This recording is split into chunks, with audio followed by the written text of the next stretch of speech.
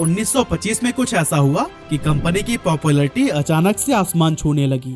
असल में अप्रैल 1925 में कलकत्ता की धर्मतला स्ट्रीट पर भयानक आग लग गई, जिसमें कई सारी इमारतें जलकर राख हो गई। लेकिन गोदरेज लॉकर में रखे हुए पैसे और डॉक्यूमेंट्स को कुछ भी नहीं हुआ। और दोस्तों, कुछ इसी तरह का एक हादसा 14 अप्रैल 1944 को बॉम्बे के विक्टोरिया डॉक्स पर हुआ था। यहाँ पर एक शिप अपने साथ में गोल्ड बार, गोला बारूद, फाइटर प्लेन्स, सल्फर और कॉटन जैसे कई सारे फ्लेमेबल आइटम्स लेकर आया था, जिसमें कि अचानक से आग लग गई।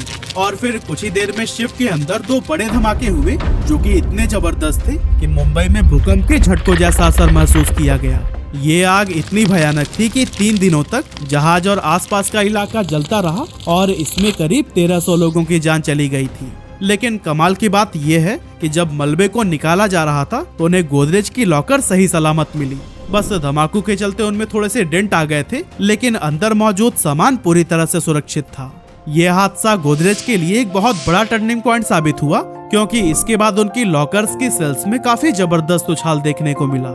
उस टाइम पर तो ये इतना पॉपुलर हो गया था कि लोग दहेज में अपनी बेटी को गोदरेज की ये अलमारियां देने लगे।